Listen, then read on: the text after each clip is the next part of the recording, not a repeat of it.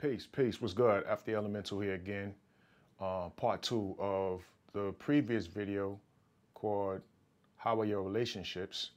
If you didn't see the video, check the card above and you can watch the video so you can kind of catch up and understand where we're going.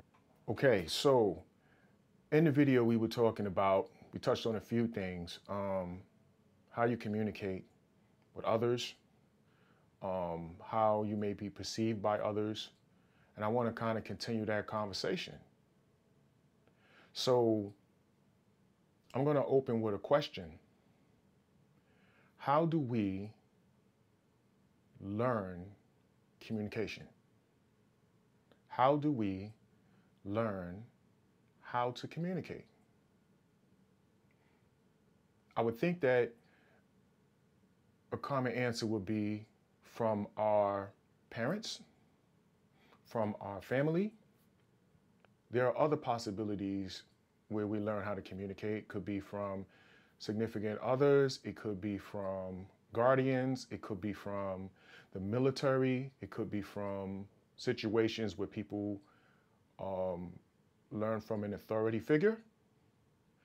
But I want us to kind of think a little deeper about who is teaching us how to communicate.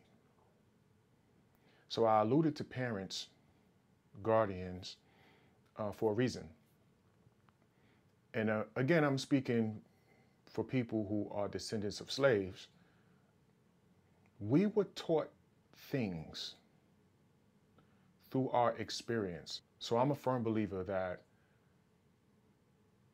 everything we go through has a lesson. I'm not saying we had to go through it. I'm just stating that it has a lesson. There's a takeaway. And we, as descendants of slaves, were somewhat programmed.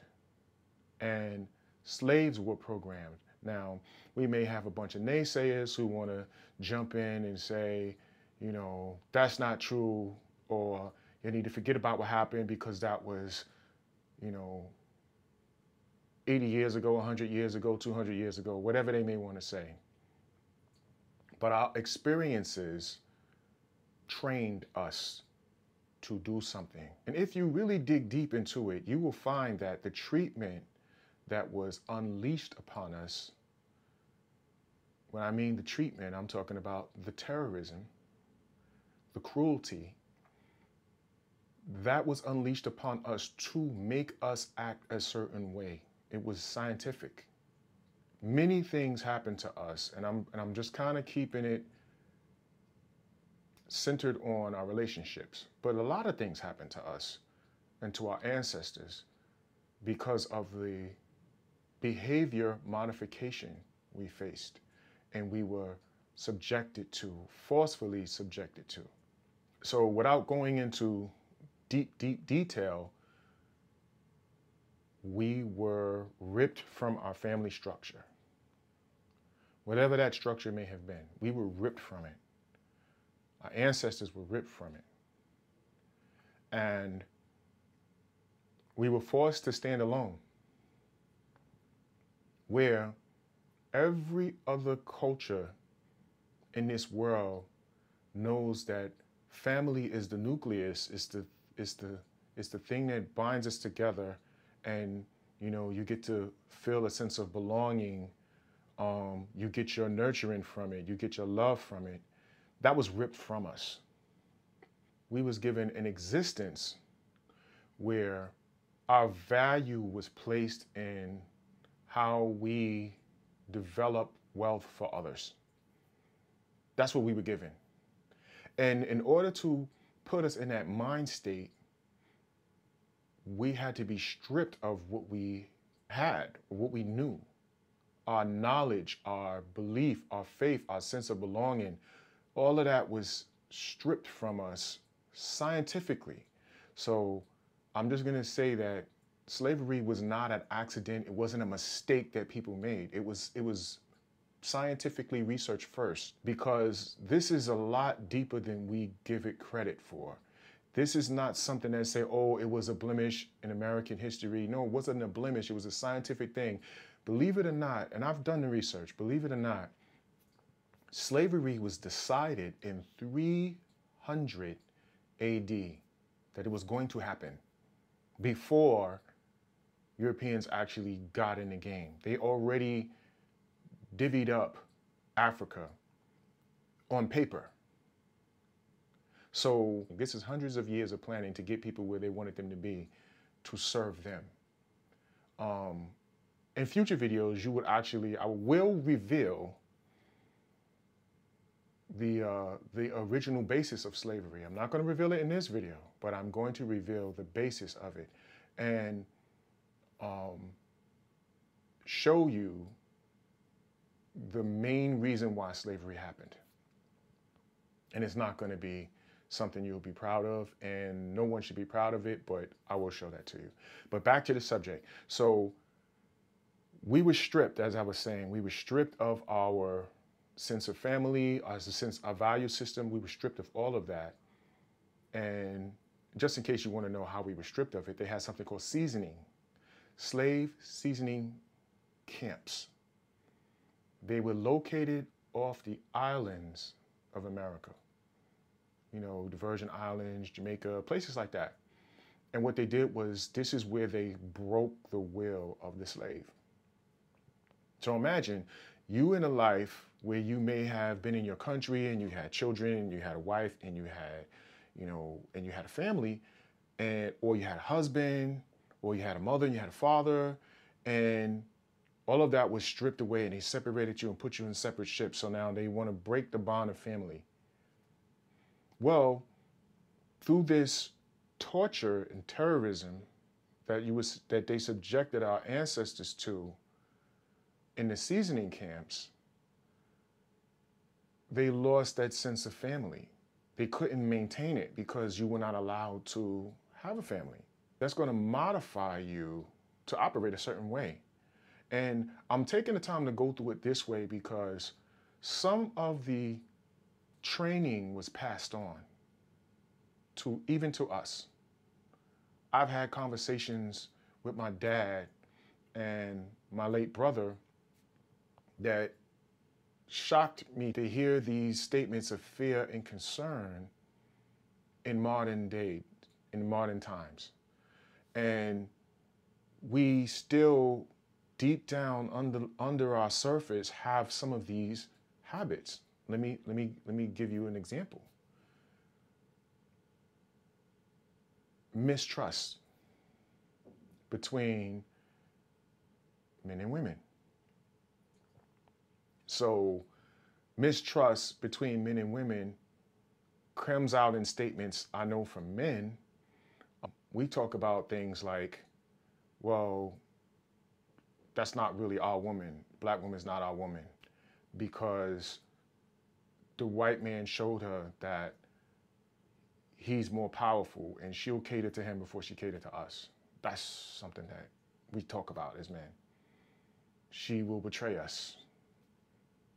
That's something we talk about as men. And this is not based necessarily on fact. This is based on a lie that was put into us so we cannot unite. And I'm sure women have stories about us. But these are stories that I hear as a man, and they're very common. I must say that to you. They're very common. But yeah, so in our relationships, we didn't learn how to develop the proper way to speak to people out of love and kindness, because that was not allowed.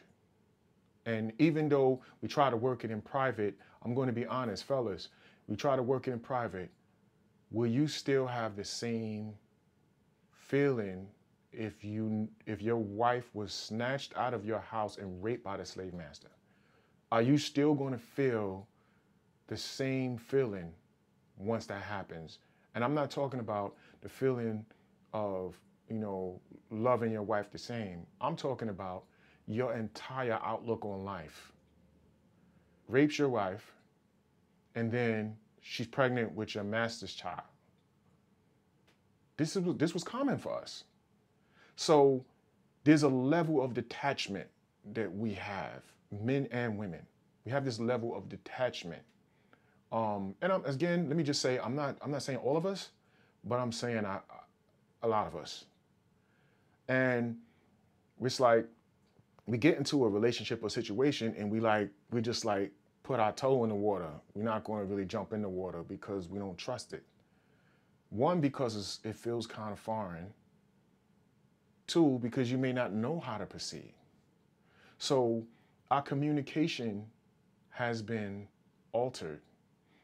You look at the youth today, you look at certain mannerisms they have, ways they express themselves, and they look aggressive to other people. But it is the way they communicate. Well, is that communication healthy? Is that communication the best form of communication? I'm not going to say yes, I'm not going to say no, but I want to have some questions come up in your mind. Here's another thing about our relationships, and I alluded to it before. The youth have a problem with understanding why we are not further than we should be. And it's not based off the oppression that we have been under for hundreds of years. It's based off our inability to get together and move forward as a people, which again points to mistrust. We, for some reason, don't know how to do that because we think the next person is going to try to take advantage of us. Now, I'm specifically speaking about, again, the descendants of slaves. And I will have a future video about this part that I'm about to say, but not all slaves who look like you and I came from Africa on slave ships. Some of us was already here before all of that. I'll talk to you about that later. So the way we talk, the way we think about life, I believe a lot of us have a somewhat tainted version of what life is. And I'm not saying it's wrong or right. I'm saying because of what we've been through, we may not see the glass as half empty. We may see it as half full. It depends on that. We may see life from a pessimistic point of view as opposed to optimistic, because we've been hurt. And when you're hurt and you don't deal with the hurt, you can either become an abuser or the hurt, severely damages you and then you become trapped if you don't do anything about it. So some of us don't know how to communicate. Some of us don't know that our behavior is aggressive. Some of us don't know that it may come across as extremely selfish. Some of us don't know that the child we are talking down to is not going to be a child forever. Some of us don't even know that that child may question you when they get older about the way you spoke to them, or the way you treated them, or the fact that you may not have taught them things that make them ready to function in this world. Some of us don't even think that far. Some of us are more in the now, and there's very little future planning. Some of us don't even see when another person is suffering who's close to us.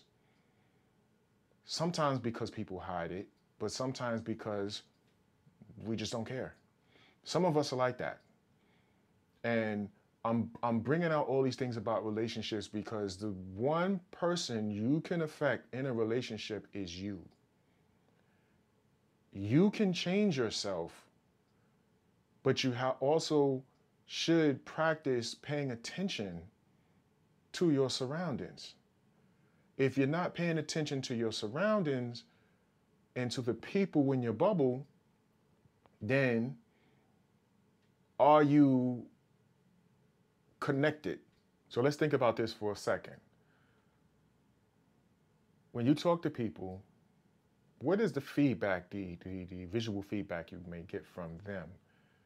I know that a lot of people especially if you have an aggressive person speaking to you, a lot of people are afraid, or they may be suffering from anxiety because you may have a loud, strong voice, or you may be moving in a way that makes the person feel like you're going to attack them. Yeah, what is the visual that you have of a person when you're talking to them?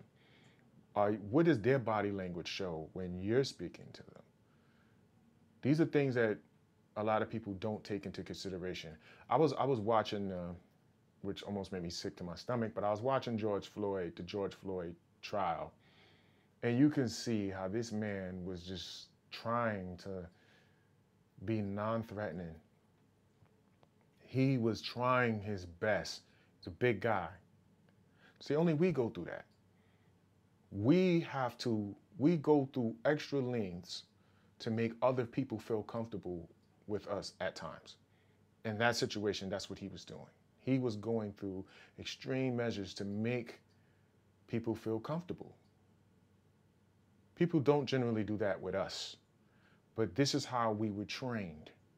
So a lot of my conversations are going to deal with training. I believe human beings can be programmed like you program a computer. I'm a computer programmer. I write code, the computer does what I want it to do. There's an illusion of choice when any programmer writes, because they're only posing the possibilities they want you to see. When we went through slavery, our ancestors, and we were seasoned and broken and reprogrammed as human beings, they put into us what they wanted us to have. And they withheld what they did not want. Now, before I continue, I want to say thank you for all the people who responded and called me, because they actually called me and gave me some pointers. I want to say this. One of the pointers was,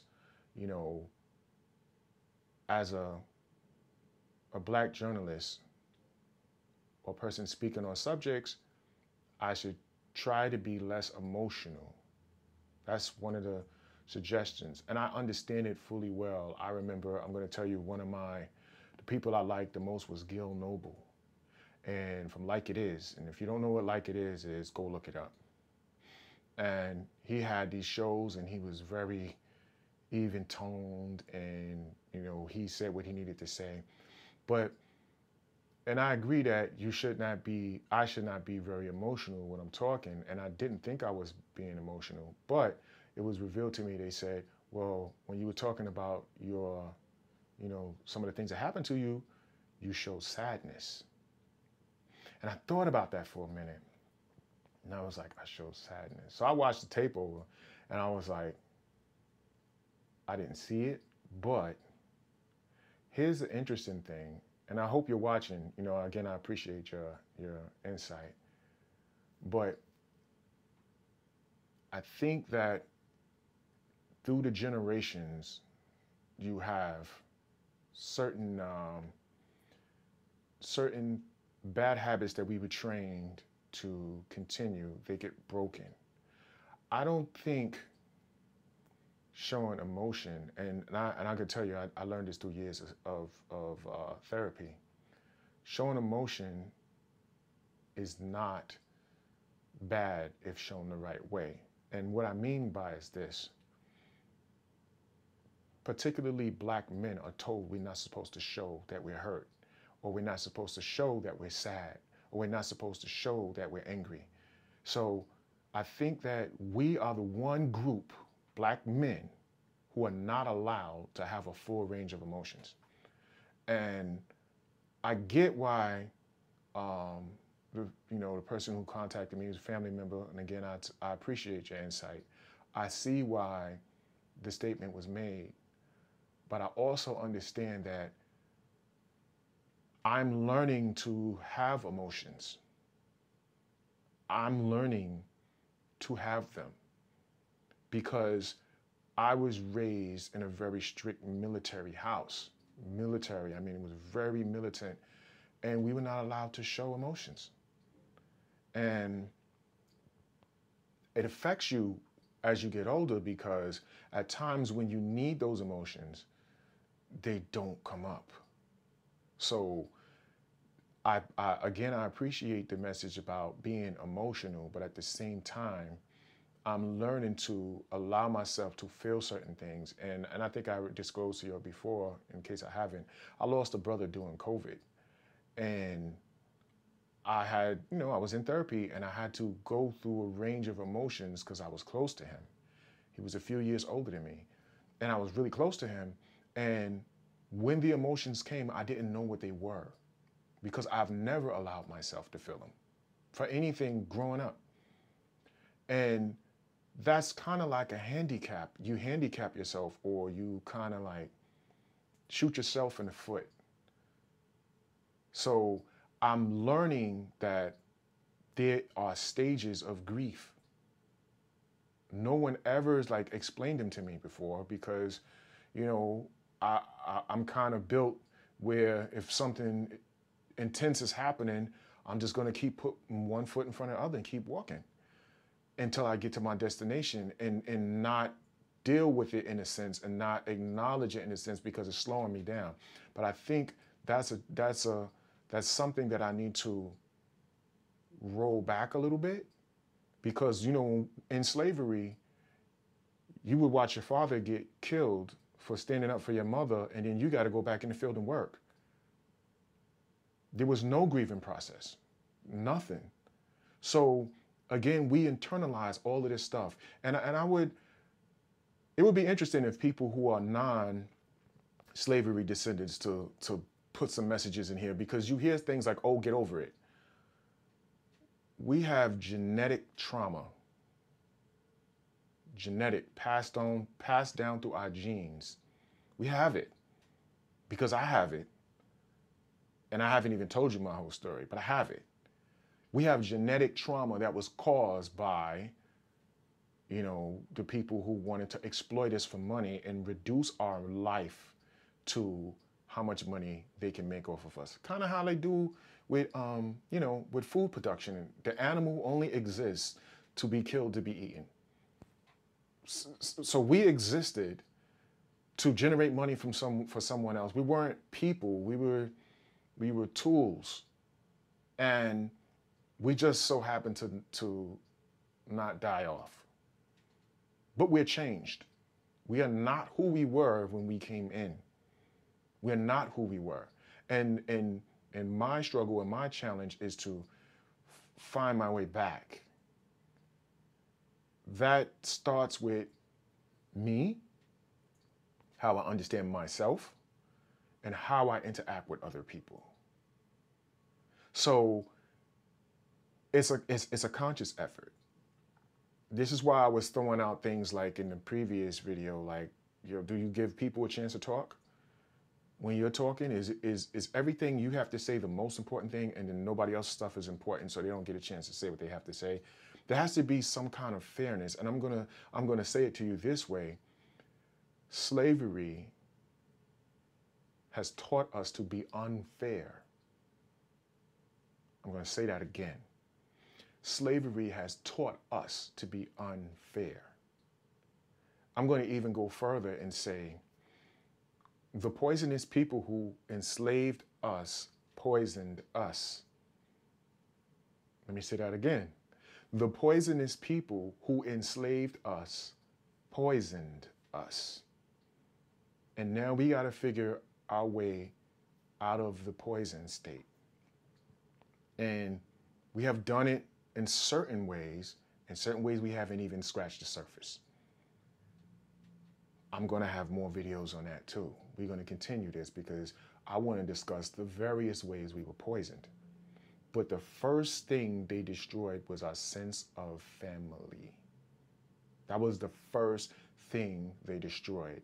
And in a strong family, you need to have communication.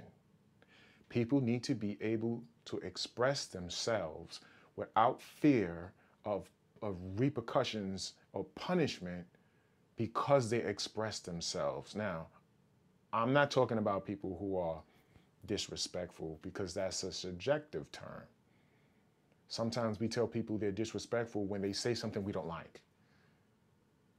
We may not have, it may be accurate, but we may despise the way they said it. As a young person, when I was growing up, my parents were very harsh. So I had to hear it one way. I had to hear it the one way that they expressed themselves.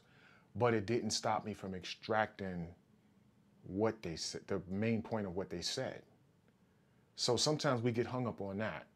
You know, if somebody says, you know, you're a mean person, and instead of you thinking about what they said, you don't like how they said it. And you go after that. You can't talk to me like that. You know, well, how did I talk to you? I just made a statement.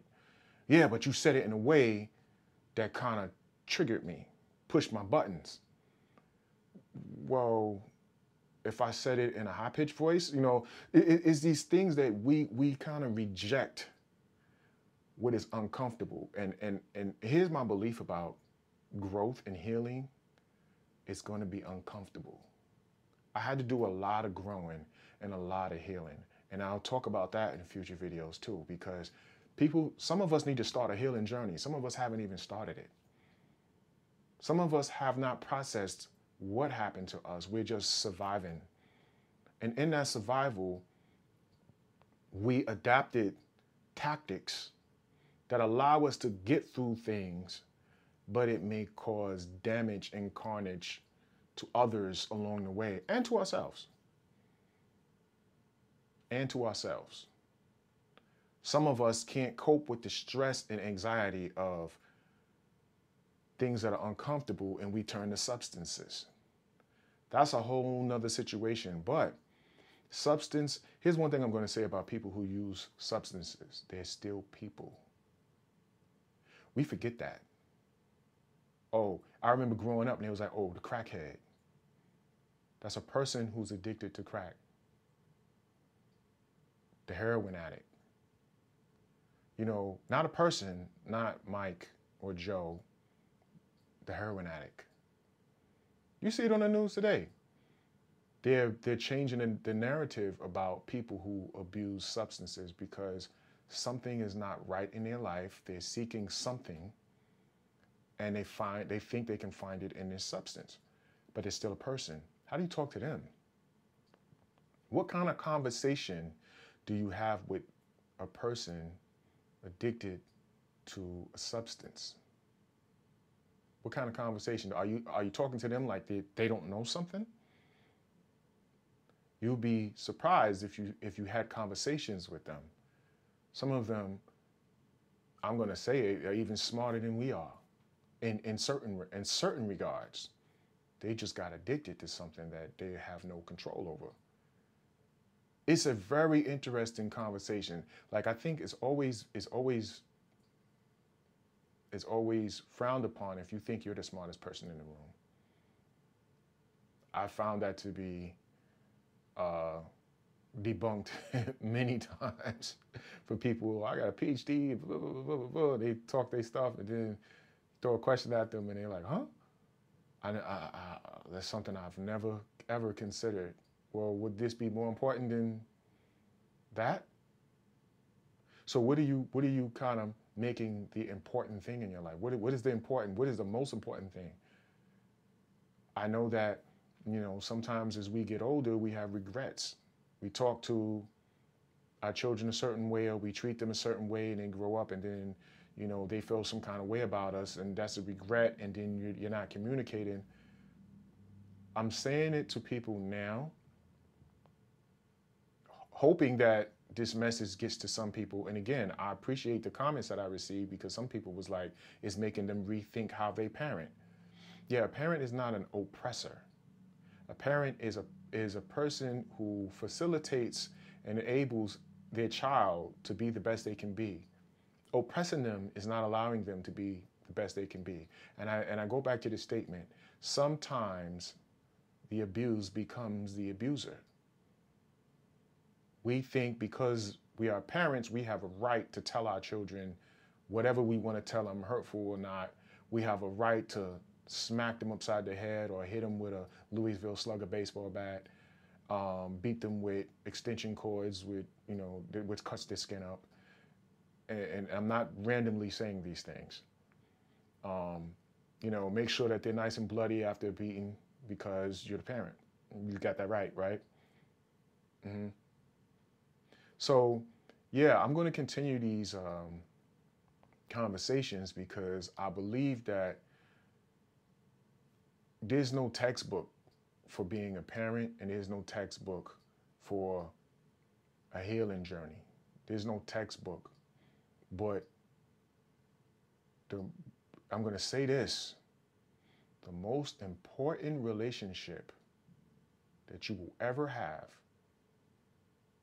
is your relationship with yourself. That's something to think about. I know that to go on my healing journey, I had to talk to the hurt boy who lives in me, who was hurt, who was let down, who was abused. I had to talk to him. And that was a interesting conversation. And I'm not making a mistake when I'm saying it. I know exactly what I'm saying. I had to talk to the hurt boy in me in order to come to terms with stuff. A lot of people haven't done that. A lot of people have not analyzed, talked through, and moved past the things that hurt them.